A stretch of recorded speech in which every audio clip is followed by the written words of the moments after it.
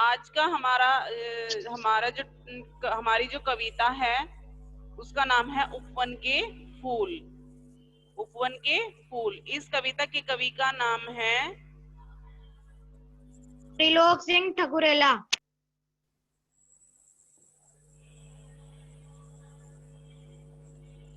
त्रिलोक सिंह ठकुरेला। तो उपवन के फूल कविता के कवि का क्या नाम है? श्री त्रिलोक सिंह ठकुरेला। ठीक है। उसके बाद हम उपवन के फूल मनोहर सबके मन को भाते, सबके जीवन में आशा की किरणें नई जगाते। हम इसमें से प्रश्न लिख सकते हैं कि सबके मन में आशा की किरण कौन जगाते हैं। तो उसमें हम लिखेंगे सबके मन में आशा की किरण उपवन के मनोहर फूल जगाते हैं। ठीक है। उसके बाद हिलमिल हिलमिल महकाते हैं मिलकर क्यारी क्यारी, सदा दूसरों को सुख दे यह चाहत रही हमारी। उपवन के फूलों की क्या चाहत रही? सदा दूसरों को सुख दे और सभी मिलजुल कर रहे, यही उपवन के फूलों की चाहत थी। उपवन के फूलों की क्या चाहत थी? सभी मिलजुल कर रहें और सभी को सुख दें, यही उपवन के फूलों की चाहत थी। ठीक है। उसके बाद कांटों के घिरने पर भी सीखा हमने मुस्काना, सारे भेद मिटाकर सीखा सब पर नेह लुटाना।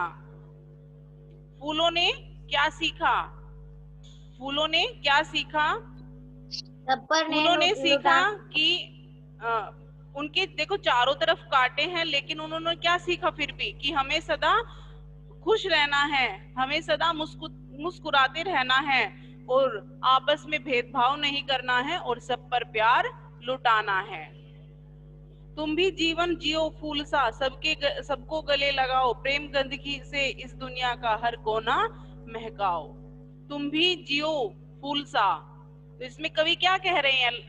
अंत की जो दो पंक्तियां हैं उनमें कवि क्या कह रहे हैं कि तुम भी जैसे फूल मिलजुल कर अनेक रंगों के होने पर भी मिलजुल कर रहते हैं और अपनी सुगंध को एक साथ मिलकर महकाते हैं, उसी तरह कवि कह रहे हैं कि हमें भी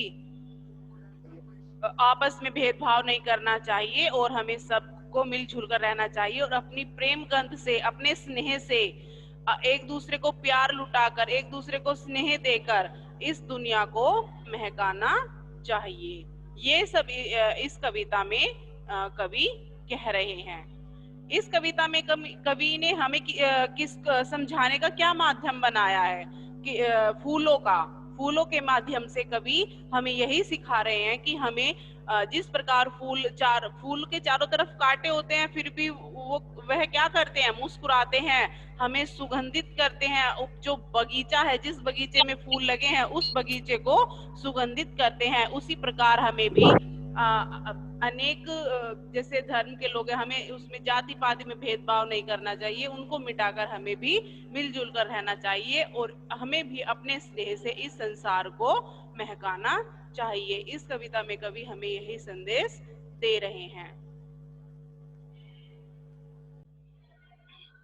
तो आगे है हमारा कारक, हम पढ़ रहे हैं जिसको, और उसमें एक प्रश्न है करण कारक और अपादान कारक में क्या अंतर होता है। करण कारक क्या होता है? जिस चीज से हम कोई कार्य करते हैं या जिस चीज की सहायता से हम जो कोई कार्य करते हैं वह करण कारक में आता है। जैसे माँ ने चाकू से सब्जी काटी, तो से चाकू से, तो यहाँ पर चाकू के द्वारा कार्य किया गया है, तो यहाँ पर हमारा क्या होगा? करण कारक। और अपादान कारक में हमारी तीन चीजें होती हैं। एक तो जैसे अगर हम किसी चीज से अलग हो रहे हैं या डर रहे हैं या तुलना कर रहे हैं, उन तीनों में क्या आता है? अपादान कारक। जैसे पत्ते पेड़ से गिर गए, तो पेड़ से पत्ते अलग हो गए, तो वहां पर कौन सा कारक होगा? अपादान कारक। या डरने का बोध होता है, जैसे जहां पर मैं सांप से डर गया, मैं सांप से डर गई या डर गया, तो उसमें भी वहां पर क्या होगा? अपादान कारक। और एक चीज और, जैसे राम श्याम से होशियार है, तो यहाँ पर तुलना की गई है राम और श्याम की, तो वहां पर भी क्या होगा आपका? अपादान कारक। ठीक है। ये दोनों में अंतर होता है। ठीक है।